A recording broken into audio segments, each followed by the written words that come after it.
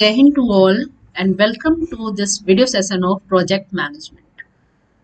This video lecture contains the basic concepts of project management and belongs to unit number 1. The first basic concept which we have to understand that what is a project. That means before starting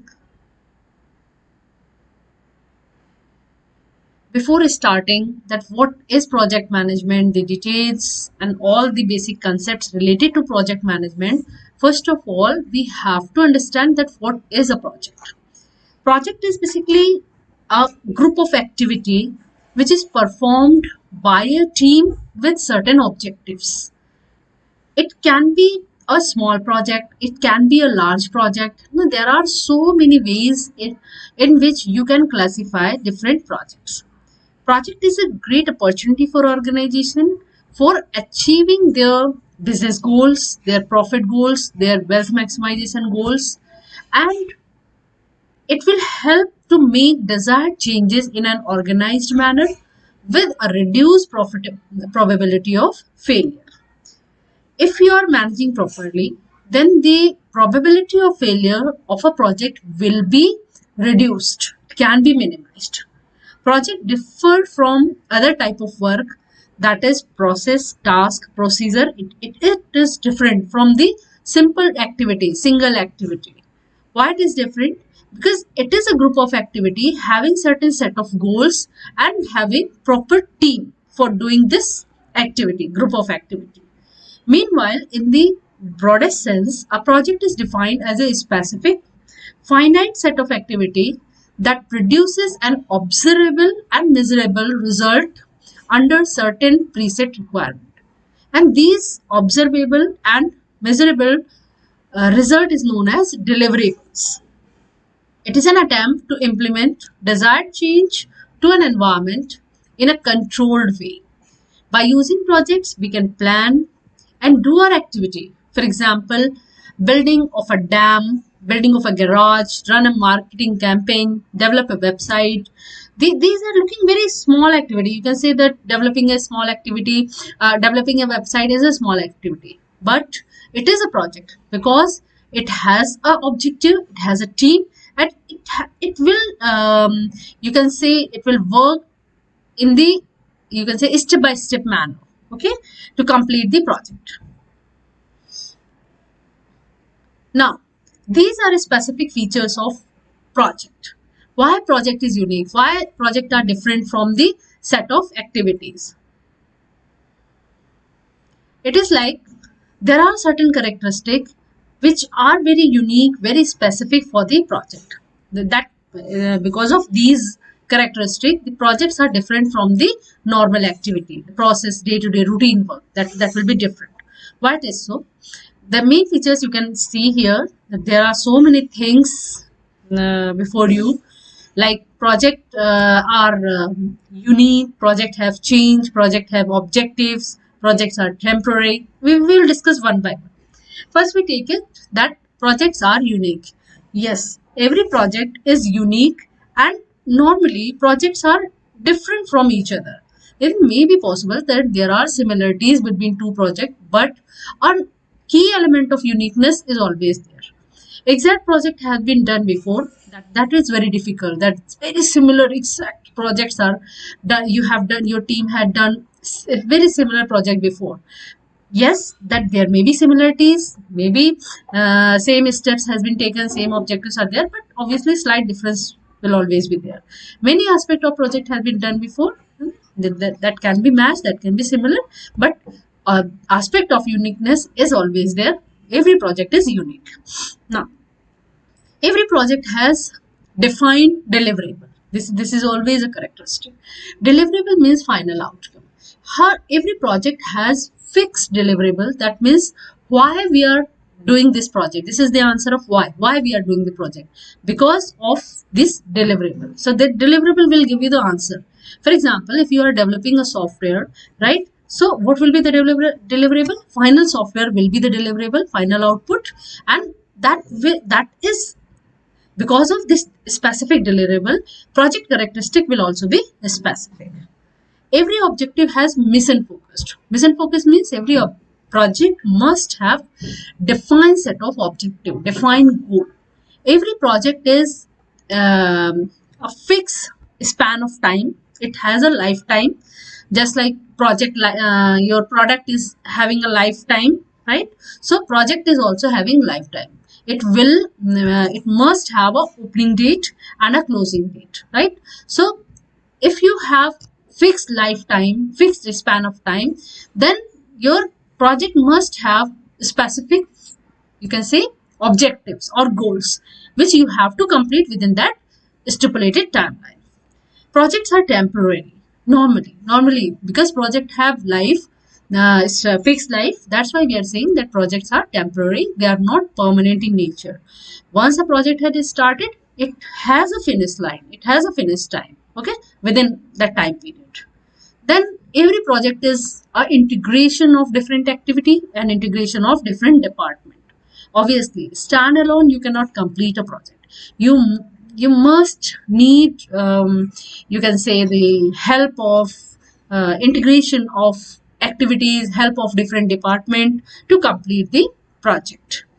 Then projects can be like, may have a social construction, may not have social construction. Social project is there, and normal company project is there. So it must have a team. Every project must have a team, proper communicated, well structured team. And without team, without human resource, without well planned team, you cannot complete your project. So these are few, you can say, characteristic. One more characteristic, that because normally the projects are having time span, and normally these time spans are from 2 year to 3 year, or mid-term or long-term projects are there. Normally long-term projects are there. And if a project is long-term or mid-term, a risk element will always be there because of the time associated with it, right? So every project have unique risk, very specific risk related to project, and project manager has to deal with the different type of risk which are associated with the projects. Now these are characteristics which I have already discussed. Projects are unique. Yes, they are different from each other. Projects are temporary in nature. Yes, they are temporary in nature. Why? Because they have specific time frame, time span. Project have established objective. Yes, every project have their own goals. Project may be divided into sub projects, sub activities, but every activity, every project, sub module must have their own objective, and sub objective or sub modules, objectives of sub module will be integrated to the main objective of the project. Project require involvement of several departments, as I have already discussed, that integration is required, integration of different activity, different resources, different department. That is the basic requirement to complete, to successful completion of project. Project have limited budget. Yes, there are the from the financial term, from the resource, from the resources point of view, financial resource, physical resource, or human resource, that resources are very limited. Unlimited resources are not there. So projects have their own limited budgets in terms of different resources. Projects are completed when project goals and objectives are achieved. Once goals are okay, goals are achieved, objectives are achieved, then we say that project is complete. The project have specific time, cost, and performance requirement. Yes, every project have specific time. They are limited cost, limited budget, and final performance is fixed. That is, the scope of the project is already fixed before starting of the project. A project is successful when it meets expectation of your stakeholders. So there are so many stakeholders associated with the project, right? So if the project is meeting the expectations of the stakeholder, final users, you can say, then it is we can say that project is successful. Now, what are the classifications? There are so many ways in which we can classify the projects. For example, we can say that it is a national project or international project. National project means the project which is completed, which is started and completed in India, that is national one. And international, if it is you can say started in different countries, and then you have to complete your project in the foreign countries, then it will be international project. Similarly, it can be large project or a small project in terms of finance involved, investment involved. If high level of investment is involved, we can say it is a large project, or it can be classified on the basis of technical projects. So technical project means the projects having involvement of high level of technology, or traditional projects in which no technology or very low level of technology is required, like construction of a building, construction of you can say new product development of new product line, software development. These are technical projects. Technical requirement, skill is requirement, high level of skill is requirement. You can say there are, suppose if I want to classify as a organizational project. Organizational project means the projects that is internal one within the company or external outside the company. It is like recognizing, reorganizing, or creating a new company, incorporation of a company. It is again a project, right? Starting a project. Or if you want to purchase running company, that is again a project, that is internal project. Implementation of new system or execution of international conference or exhibition. These are organizational type of project. Similarly, you can say one method of classification can be economical project. Economical project means the projects which are dealing with the by the private company, or it can be a government project. Okay, government project, or it can be project handled by under triple P concept, public private partnership concept. So that can be here, right? Similarly, there can be the projects which are sectorial ones. Sectorial means based on the industry. It is like agriculture projects, or green energy project, or it can be like automobile project. It means depending upon the different sectors associated with the project. So these are some examples of few method or few basis for classification of the projects. Now, this is very important point. This is project life cycle. As we have already discussed, like if you are starting launching a product, your product is a life cycle, right? In the same manner, if you want to start a project, right, project itself has a life cycle. There are 4 phases in the project life cycle. Phases are, first phase are conceptualization or concept phase. When we are thinking about the project, we are conceptualizing, we are planning on the paper, right? We are thinking about the different projects and evaluating it, generating the data, gathering the data, identify the needs, right? Then feasibility study will be done in the phase 1. Now you can see here in the table, in the graph, that the requirement of the resources in the phase 1 is very low. Requirement of the resources, that is in the x-axis, requirement of resources will be very low. No, so much resources are not required, because phase 1 is a planning phase, right? So you need a skilled team, you need a dedicated team who are planning, who are collecting the data, right? Data and analyzing it to finalizing that what will be your final project. Phase 2 will be related to development of the project. Once your plans are okay, once you think that yes, this is my project which I'm going to start, then you will start developing it, right? In development phase, there are so many activities like feasibility study, programs making, WBS, that is work breakdown structure, resource allocation, resource procurement, not procurement basically, resource requirement. What resources are required in the project will be chalked down, will be listed, scheduling is done, budgeting is done, cash flow. All these activities are basically in the phase 2. It is in development phase, and actual execution is not there. They are all on the paper, they are on the planning phase, and all the paperwork files will be completed related to the projects. That budgets are prepared, cash flow statements are prepared, financing requirement, financing estimation, funds allocation, funds requirement estimation will be done. Okay. Then third phase will be execution phase. That is the real execution. After development of the proper project, then it will start execution. That means the high level. Now you can see the graph that the total level of efforts will be very high. The time, with relation to time, the level of efforts, the you can say the level of human resource requirement, financial resources, physical resource requirement, technical resources requirement will be high. because it is execution phase. Planning phase is over, or you have to execute it on the real ground. So obviously resources, the actual resources are required, right? So what are the different activities which we are performing under phase 3, execution phase? That is, we will make a proper team for execution, planning and scheduling.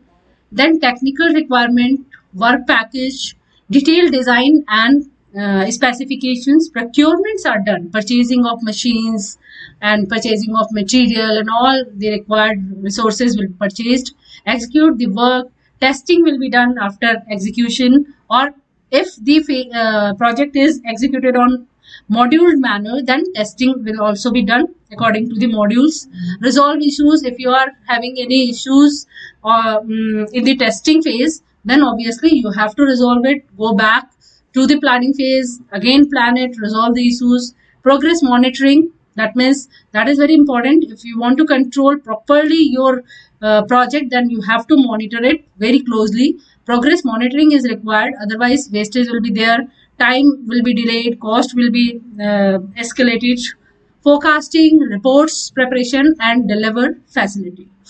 Last phase is transfer. Once your project is ready, it is well executed, then it will be transferred to the actual user, right? For example, in case of software development, once you develop your software, it is coded and debugging is there, testing already done, then your final software will be transferred to the actual user, right?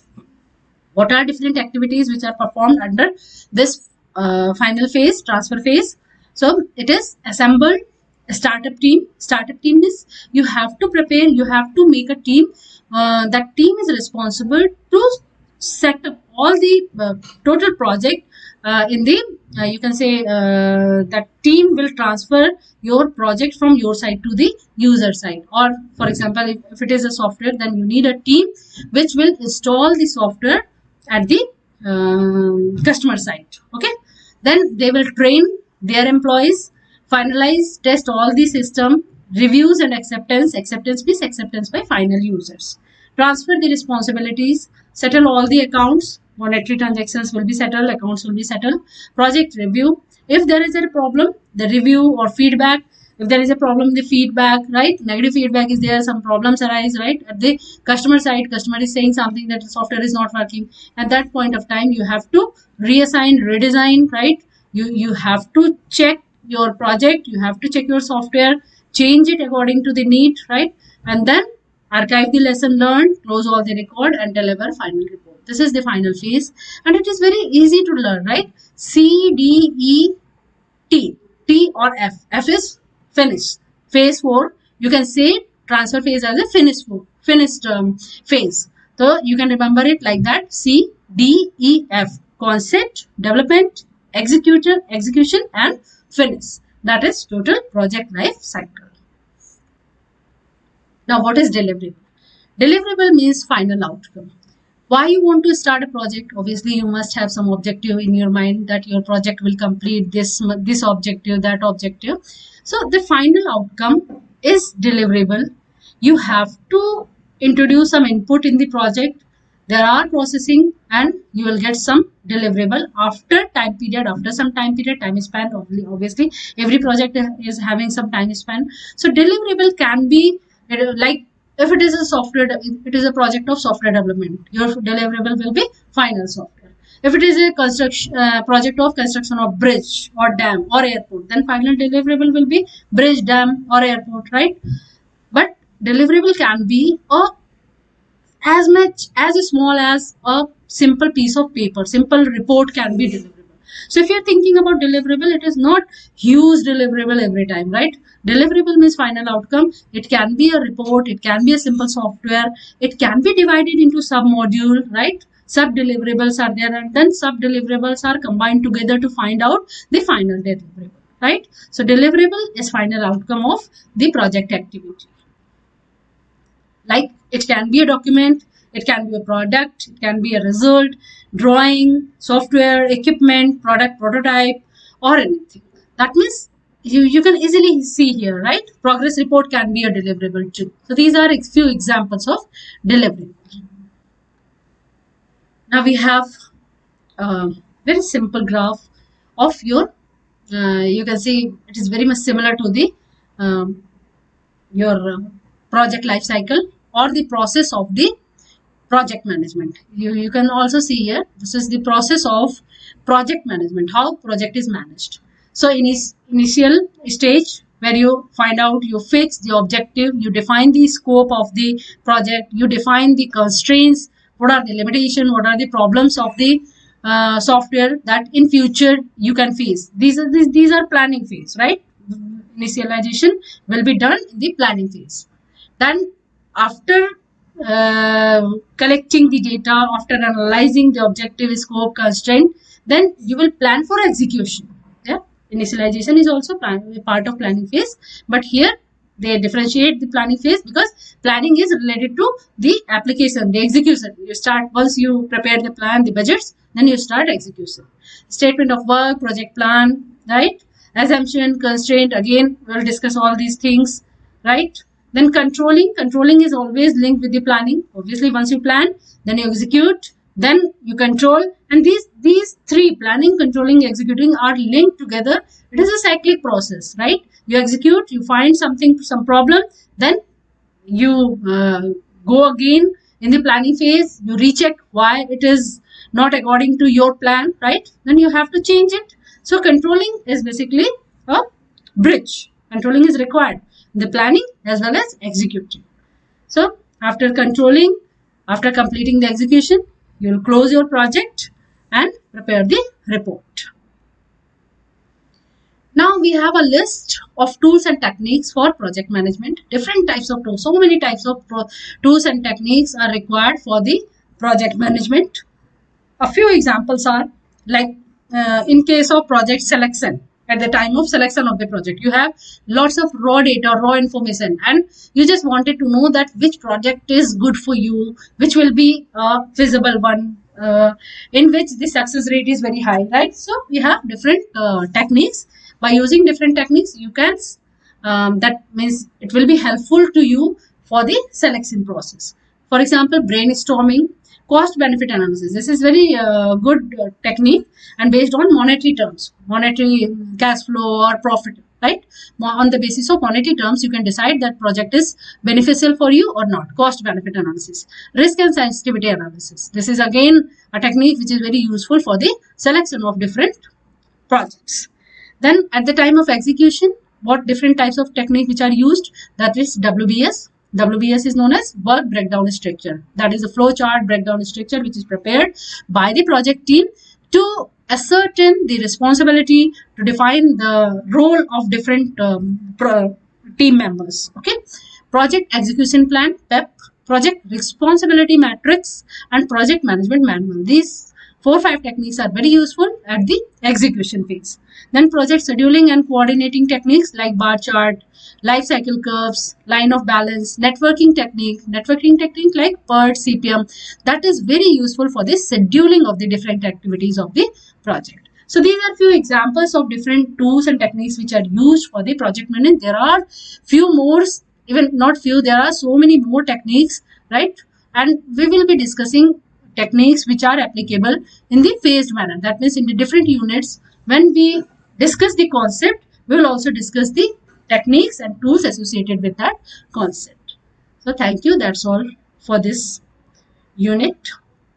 Thank you so much.